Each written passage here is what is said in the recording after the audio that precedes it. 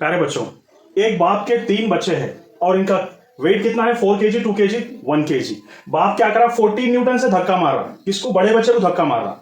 क्योंकि ये तीनों बच्चे एक दूसरे से टच में है, मतलब एक दूसरे से जुड़े हुए हैं। तो जब बाप जो है 14 न्यूटन से बड़े बच्चे को धक्का मारता, तो बड़ा बच्चा जो है ना, दोनों छोटे बच्चों को कितने फोर्स से धक्का मारेगा? यही क्वेश्चन है। मतलब बड़ा वाला बेटा दो छोटे बच्चों को कितना फोर्स से धक्का मारता, यही तो क्वेश्चन है। सबसे पहले बाप के धक्का मारने से तीनों बच्चे कितने एक्सेलरेशन से जिंदगी में आगे बढ़ गए वो मालूम करो। कितना एक्सेलरेशन से जिंदगी में आगे बढ़ गए ये देखना है अपने को, ठीक है?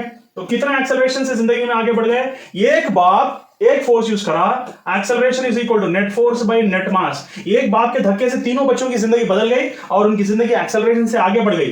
कितना था तीनों बच्चों का एक्सेलरेशन? बाप का फोर्स कितना था? 14। तीनों बच्चों का मास कितना था? देख लो 7। तो कितना हो गया? ये हो गया 2 मीटर्स पर सेकंड स्क्वायर, ठीक है ना?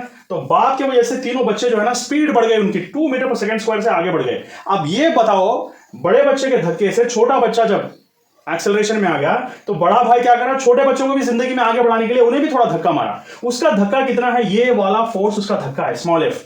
तो बड़ा भाई छोटे बच्चों को जो है, छोटे दो भाइयों को फोर्स से धक्का मारा। वो कितना था?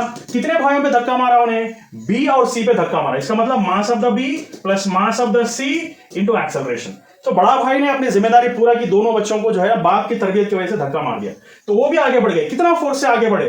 बाप तो 14 न्यूटन अप्लाई करा, बड़ा भाई कितने न्यूटन अप्लाई करा? Mass of B, mass of C क्या है? 2 प्लस 1 इंटू एक्सेलरेशन क्या हो गया? 2। सो 3 2 जा 6 न्यूटन। सो बाप अगर 14 न्यूटन अप्लाई करा तीनों बच्चों पे, तो बड़ा भाई दो बच्चों को इंस्पिरेशन बनकर 6 न्यूटन से धक्का मारा, वो भी आगे बढ़ गए। समझ में आ रही बात?